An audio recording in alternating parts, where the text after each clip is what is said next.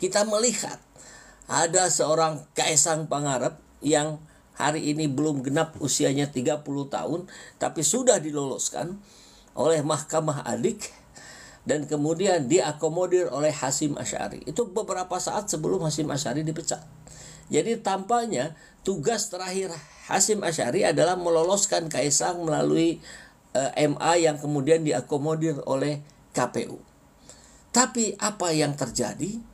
Respon Kaisang atas dipecatnya Hasyim Asy'ari sungguh di luar Nurul, sungguh di luar perkiraan kita semua.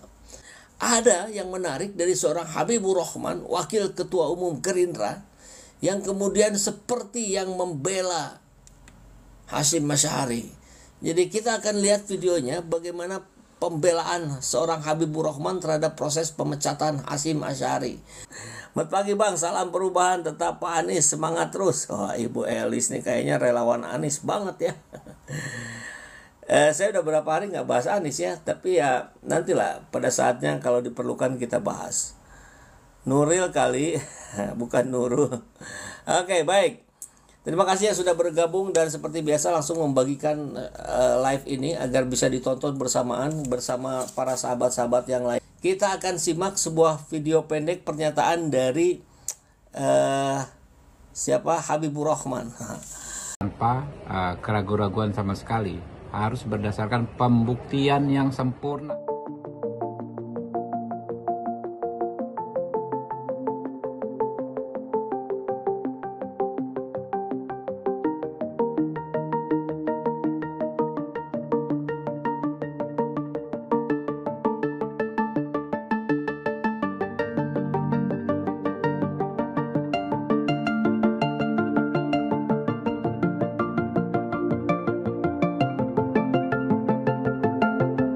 Kami belum mendapatkan putusan lengkap terkait permasalahan ini, hukuman terhadap saudara Hasyim Asy'ari Ketua KPU RI.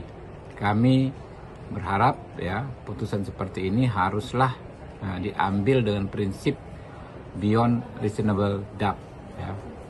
Jadi harus tanpa keraguan-raguan sama sekali, harus berdasarkan pembuktian yang sempurna, berdasarkan setidaknya 2 alat bukti yang terang dan jelas ya. Tanpa itu semua maka kami khawatir proses penjatuhan hukuman seperti ini justru akan bermasalah ya. Kami berharap dalam 1-2 hari ini bisa mendapatkan salinan putusan tersebut ya. Lalu kepada para pihak yang terkait ya, kami serukan untuk menggunakan hak hukum masing-masing apabila putusan DKPP ini dianggap bermasalah. Ya, kurang lebih Habibur Rahman mengatakan bahwa persoalan DKPP yang memecat ketua KPU itu harus ada bukti sempurna. Harus ada bukti sempurna, harus ada minimal 2 alat bukti. Kan itu sudah dibuktikan di sidang DKPP, bahkan ini mau dilanjutkan ke sidang pengadilan biasa, pidana ya. Dan kita kaget juga ini. Harus ada bukti yang sempurna. Maksudnya apa? No pic hoax itu, no video hoax gitu. Kan bukti-bukti sudah terang benderang itu Pak Habibur Rahman. Bagaimana screenshotan WhatsApp yang juga tidak bisa dielak oleh seorang Hasyim Asy'ari. Ada 7 rayuan maut. Nah, itu udah kita bahas juga ya. Dan banyak sekali bukti-bukti kebersamaannya. Butuh bukti apa lagi nih? Kok bisa-bisanya membela seorang, ini kalau bahasa netizen tuh kan keras-keras nih apa? Penjahat kelamin. Gerindra tak terima, bahkan di berita Fusilat News judulnya begini, Gerindra tak terima putusan DKPP pecat Hasyim Asy'ari, tuntut alat bukti sempurna. Gila ini. Saya kira nggak akan ada yang bela, ya ternyata dibela nih. Jadi harus tanpa keraguan-raguan sama sekali, harus berdasarkan pembuktian yang sempurna, berdasarkan setidaknya 2 alat bukti yang terang dan jelas. Tanpa itu semua maka kami khawatir proses penjatuhan hukum seperti ini justru akan bermasalah. Itu disampaikan Habibur Rahman pada awak media di Komplek Gedung Parlemen Senayan Kamis kemarin. Nah, ini menjadi mengerikan ketika muncul pembelaan-pembelaan seperti ini, bahkan ketika ini terjadi bukan kali pertama pada Hasyim Asy'ari, tapi yang sebelumnya juga sudah terjadi pada Hasnaini, si wanita emas. Ini harus didorong oleh rakyat itu. Jangan kemudian karena dianggap berjasa sudah meloloskan Gibran dan Kaesang, ini harus dilindungi. Wah, ngaco ini kalau begitu. Karena yang menarik begini. Presiden Jokowi menaikkan keputusan Presiden tentang pemecatan Hasyim Asy'ari sebagai Ketua KPU RI. Dalam kepres tersebut, Hasyim Asy'ari dipecat Jokowi dari jabatannya secara tidak hormat. Kepres nomor 73P itu ditandatangani Jokowi pada Selasa 9 Juli 2024. Kepres tersebut sekaligus menindaklanjuti keputusan Dewan Kehormatan Penyelenggara Pemilu tentang pemberhentian Hasyim dan sesuai UU nomor 7 tahun 2017 tentang pemilu. Hal itu disampaikan Koordinator Staf Khusus Presiden Ari Dwi Payana pada Rabu 10 Juli 2024.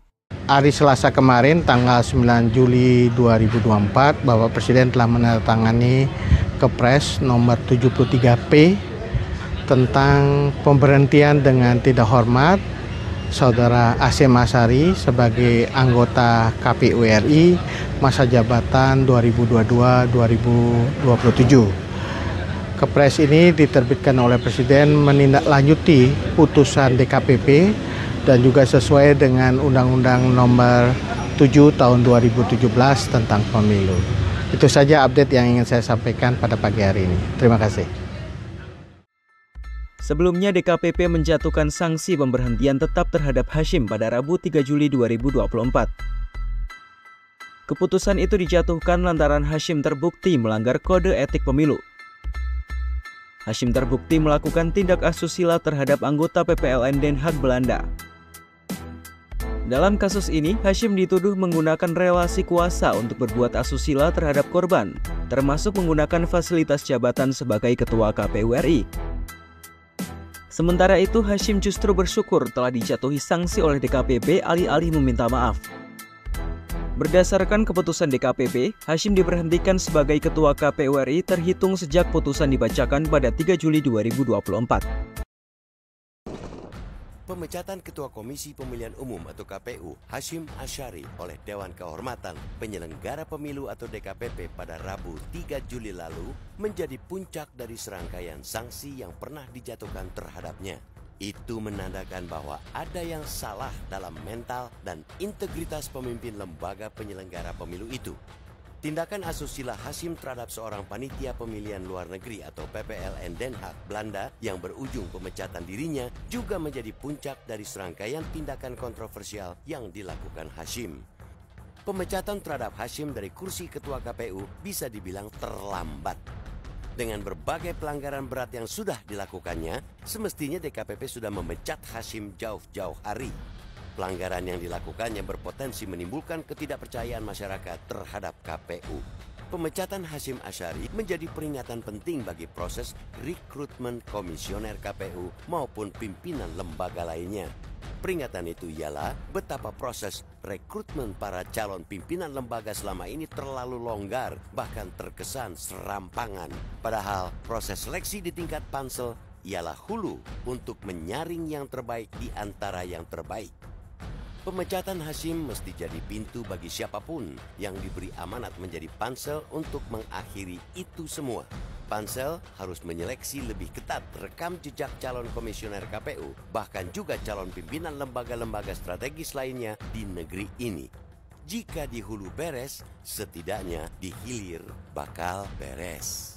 Kedepan, calon anggota dan pimpinan lembaga-lembaga strategis harus dipastikan benar-benar berintegritas, memiliki kapasitas, fokus pada jabatannya dan tahan terhadap godaan. Calon anggota dan pimpinan lembaga-lembaga strategis juga bukan merupakan titipan atau pesanan siapapun agar saat jadi mereka tidak perlu membayar hutang budi. Proses rekrutmen anggota dan pimpinan lembaga-lembaga strategis jangan lagi menjadi ajang titip-menitip atau legitimasi atas calon yang sudah disiapkan.